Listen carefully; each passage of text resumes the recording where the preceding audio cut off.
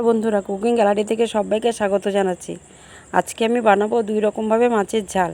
তো তার জন্য দেখুন নিয়েছি 4 চামচ সর্ষে আর 2 চামচ পোস্ত, 4টে শুকনো লঙ্কা বেটে নেব। আর মাছটা এদিকে নুন হলুদ দিয়ে মাখিয়ে রাখছি।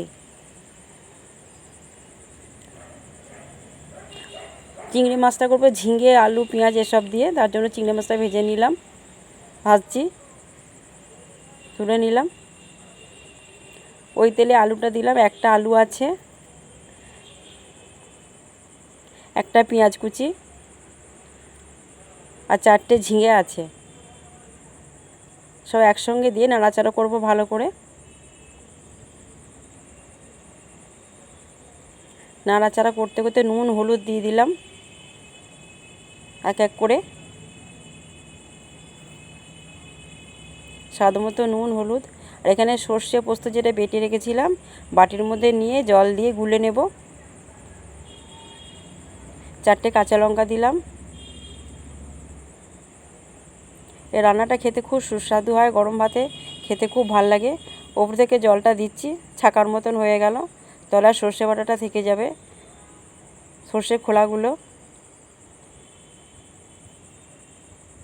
আর একটু দিলাম জল, মাছগুলো দিয়ে দিলাম, একটু নাড়াচাড়া করব, একটা ঢাকা দিয়ে দেব। 2টো মাছ রান্না আজকে বাড়িতে হয়েছে, তাই আপনাদের সঙ্গে শেয়ার করছি।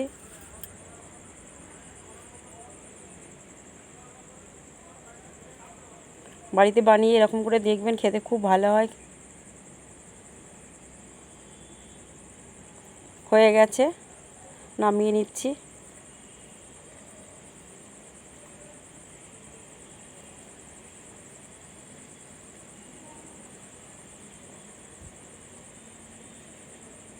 এবার বাটা মাছের ঝালটা বানাবো, তার জন্য বাটিতে আগে মশলাটা তৈরি করে নিচ্ছি।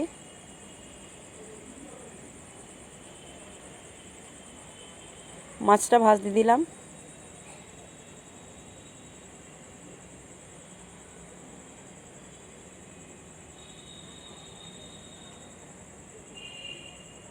মাছটা প্রায় ভাজা হয়ে এসছে।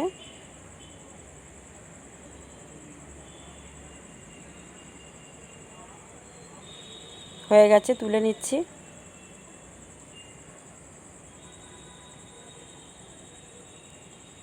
আমি একটু কম তেলে রান্না করি, আপনারা চাইলে এর থেকে বেশি তেল দিতেই পারেন। ওই তেলের মধ্যে দিয়ে দিলাম সর্ষে পোস্ত দিয়ে যে বেটে রেখেছিলাম, যে গুলে রেখেছিলাম বাটির মধ্যে, ওটা দিলাম।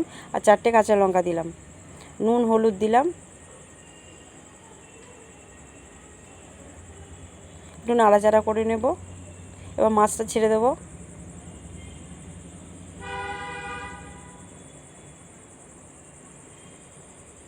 এটা খেতে খুব দুর্দান্ত হয়। ঢাকা দিয়ে দিলাম, হয়ে গেছে। 5 মিনিট ডাকলেই হয়ে যায়, বেশিক্ষণ লাগে না। ওপর থেকে একটু কাঁচা তেল দিয়ে দেবো, 1 চামচের মতো। তো হয়ে গেছে একদমই, নামিয়ে নিলাম। কেমন হয়েছে আমাকে অবশ্যই একবার বলবেন, বাড়িতে বানাবেন। নমস্কার।